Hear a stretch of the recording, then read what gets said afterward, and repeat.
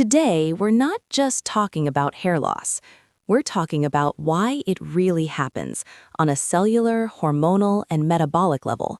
Because if you don't understand the mechanism, you'll always chase temporary solutions. Most cases of hair thinning are classified as androgenic alopecia. In men, thinning at the crown, receding hairline, eventual bald spot.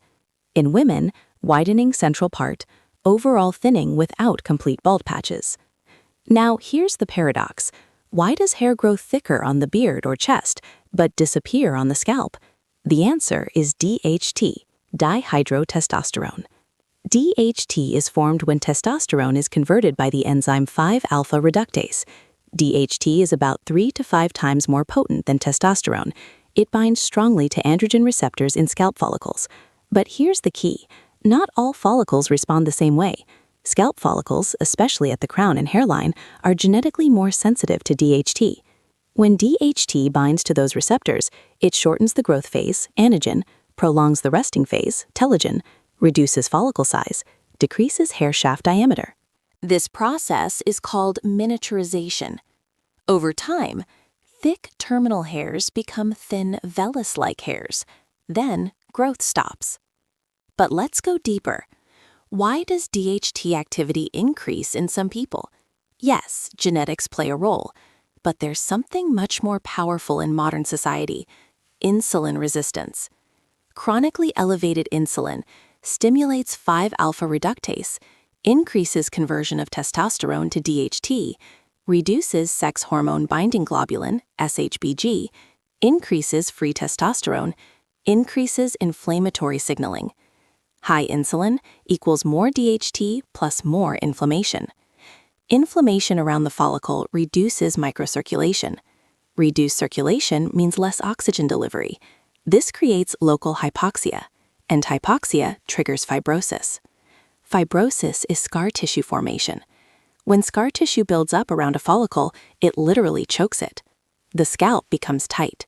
The skin becomes shiny. Hair density decreases. So hair loss is not just hormonal, it's inflammatory, it's metabolic, it's vascular. And unless you address that foundation, nothing will fully work. If you appreciate this deeper explanation instead of quick fixes, subscribe to the channel and turn on notifications. In Part 2, we'll explore the follicle environment and how to restore it. The follicle microenvironment: oxygen, stem cells, and energy production. A hair follicle is one of the most metabolically active structures in the body. It requires enormous energy. That energy comes from mitochondria. Mitochondria produce ATP, cellular fuel. When mitochondrial function declines, growth slows, repair decreases, inflammation increases. And what damages mitochondria? Chronic inflammation, oxidative stress, insulin resistance, poor circulation. Now think about this. If the tissue around the follicle becomes tight and fibrotic, blood flow drops. Less oxygen, less nutrients, less ATP production. Hair growth requires oxygen, glucose regulation, amino acids, micronutrients, active stem cells. Stem cells in the bulge region of the follicle control regeneration. If those stem cells are dormant, hair will not regrow. This is why microneedling has gained attention. Microneedling creates controlled microinjuries, activates wound healing pathways, stimulates growth factors, increases collagen remodeling, increases blood flow. It breaks up fibrotic tissue. It improves nutrient penetration. It reactivates stem cell signaling. Another powerful therapy is red light and near-infrared therapy, 630 to 850 nanometers. This wavelength penetrates tissue, stimulates cytochrome C oxidase, increases ATP production, reduces oxidative stress, enhances cellular repair. Red light is not magic. It's photobiomodulation. It helps mitochondria function again. When mitochondria recover, energy increases, repair increases, growth resumes. If this level of explanation helps you understand your body better, subscribe now. In Part 3, we'll talk about nutrition and specific foods that support follicle recovery. Nutrition, natural modulators of DHT, and follicle support. Hair is not cosmetic, it's biological. It reflects metabolic health. So let's talk food. The first priority, reduce insulin spikes. That means eliminating refined sugars, reducing ultra-processed foods, increasing protein intake, including healthy fats, spacing meals appropriately. Now the nutrients. Zinc regulates 5-alpha reductase, supports immune balance, supports tissue repair.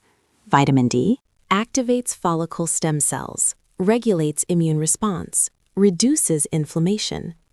Iron. Hair follicles divide rapidly. Rapid division requires oxygen. Oxygen delivery requires iron. Heme iron from animal sources is most bioavailable.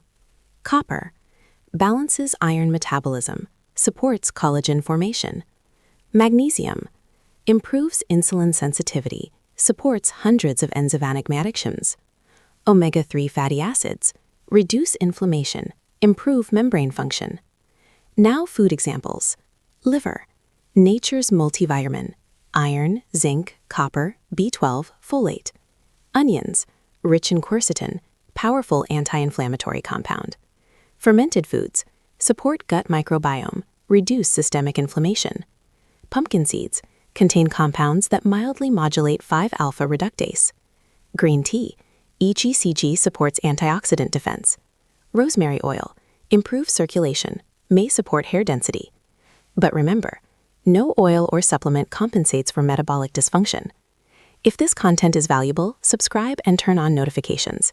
In Part 4, we'll bring everything together into a full restoration strategy. Now let's structure this clearly. Hair regrowth requires a multi-layer approach. Layer 1, metabolic foundation. Improve insulin sensitivity. Walk daily. Strength train. Sleep 7 to 8 hours. Reduce stress.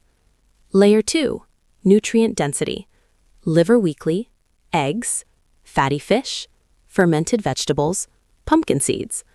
Layer 3, targeted micronutrients. Vitamin D3, zinc, magnesium, omega-3. Layer 4, mechanical stimulation. Daily scalp massage, weekly microneedling. Layer 5, photobiomodulation. Red light 3 to 5 times weekly. Layer 6, circulatory support. Rosemary oil, exercise. Cold showers optional. Consistency matters more than intensity. Hair cycles are slow. It may take 3 to 6 months to see visible change, but internally, improvements begin earlier. The goal is not to suppress a hormone. The goal is to restore balance, restore oxygen, restore energy, restore tissue quality. Hair will follow. If you want more deep health breakdowns like this, subscribe to the channel, like this video, and turn on notifications. We'll continue exploring the deeper biological connections behind visible symptoms, because your hair is not just hair, it's a signal. Perfect. Below is a deep continuation, approximately 10,000 plus characters, expanding the topic further.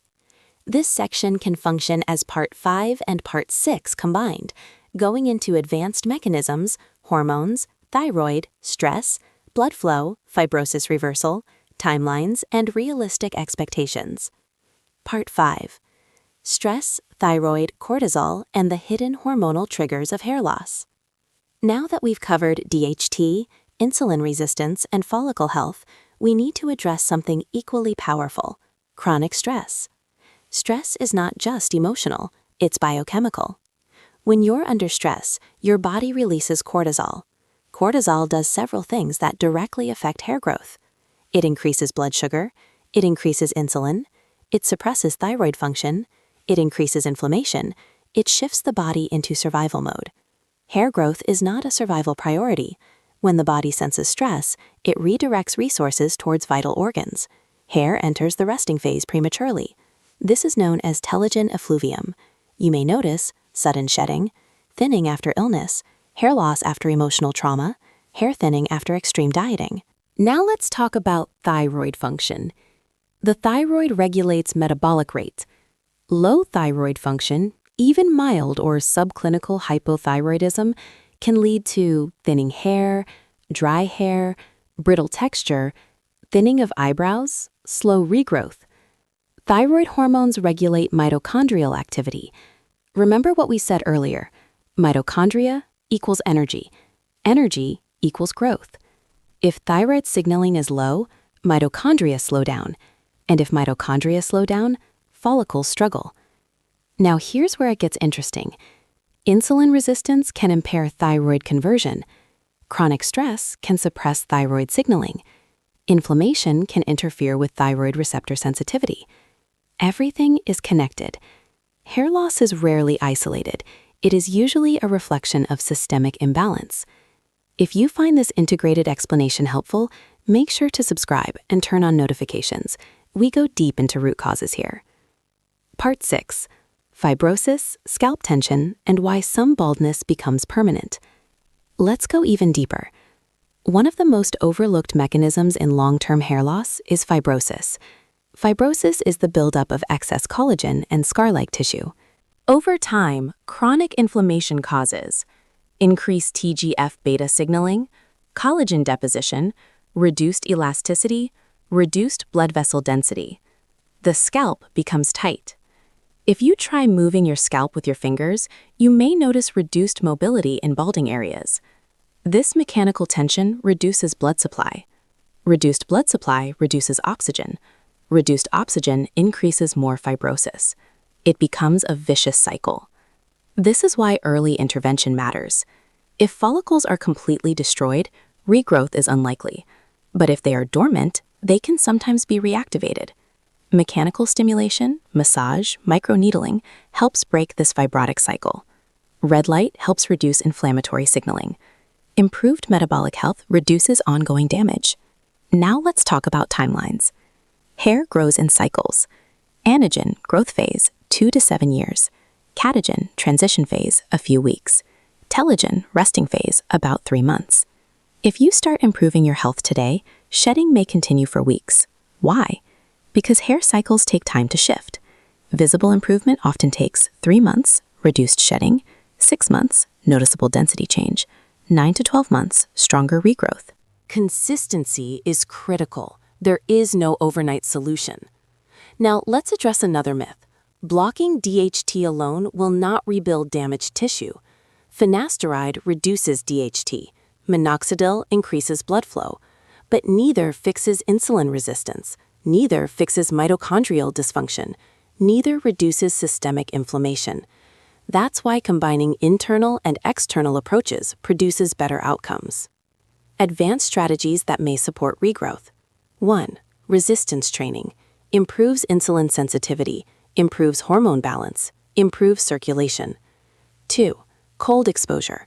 Brief cold showers may improve vascular tone. 3. Nitric oxide support.